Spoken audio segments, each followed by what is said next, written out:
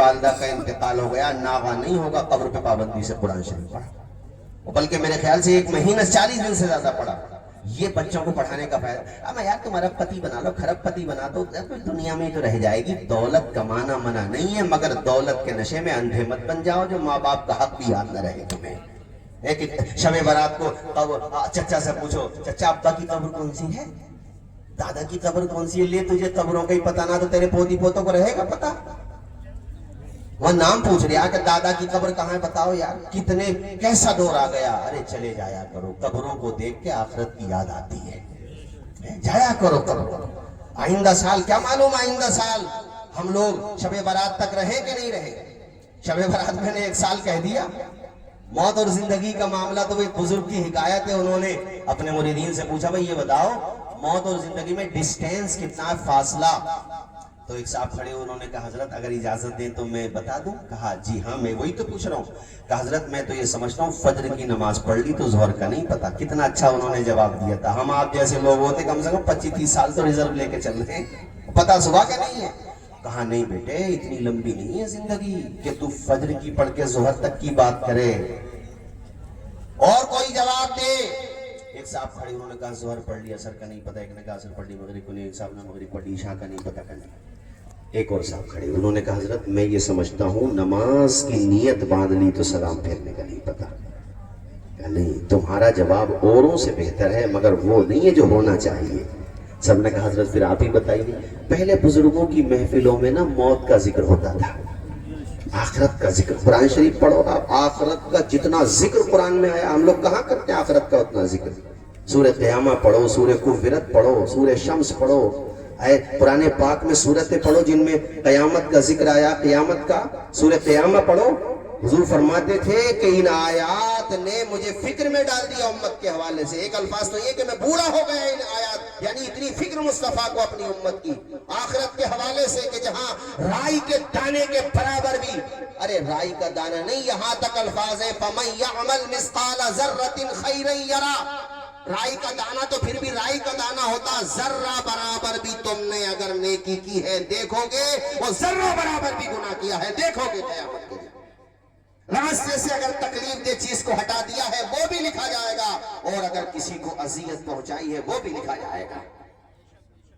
15ویں پارے میں تو یہاں تک آیا کہ بندہ جب اپنے نام اعمال کھول کے دیکھے گا کہے گا یا اللہ اس میں تو کچھ ہے ہی نہیں، رات کے پردے میں کیا وہ بھی لکھا ہوا ہے، دن کے اجالے میں کیا وہ بھی لکھا ہوا ہے، کچھ بچا ہوا نہیں ہے۔ قیامت کے دن صرف اور صرف وہی بچے گا جسے خدا بچائے گا، کوئی نہیں بچے گا، کوئی نہیں بچ پائے گا۔ ایسا بھیانک دن قیامت کا دن کہ حاملہ عورتوں کے حمل ثابت ہو جائیں گے، اور ایسا انصاف کا دن کہ سینگ والے جانوروں نے جو بے سینگ والوں کو مارا ہوگا اللہ تعالیٰ ان کو بھی انصاف دلائے گا۔ وہ اس طریقے سے سینگ والے بے سینگ کے ہو جائیں گے، اور جن کے دنیا میں سینگ نہیں تھے اللہ ان کو سینگ عطا فرمائے گا۔ وہ کہے گا اپنا بدلہ لو۔ وہ ایسا دن ہوگا، اس دن کو یاد کیا کرو، ایسا بھیانک دن ہوگا۔ بزرگ نے فرمایا بیٹے موت اور زندگی میں صرف اتنا ہی فاصلہ ہے کہ بندے نے ایک طرف کو سلام پھیرا، دوسری طرف سلام پھیرنے کا نہیں پتا، اتنا فاصلہ ہے۔ تو صاحبوں کچھ نہیں پتا زندگی کا۔ بیٹے کو صرف پیسہ کمانے کی مشین نہ بناؤ کہ ہوش سنبھال لیا تو فوراً احمد آباد بھیج دیا۔ کر لو فاقہ، تھوڑا سا پریشانی اٹھا لو، بچوں کو پڑھا لو، کم از کم دعائے جنازہ تو یاد کرا لو۔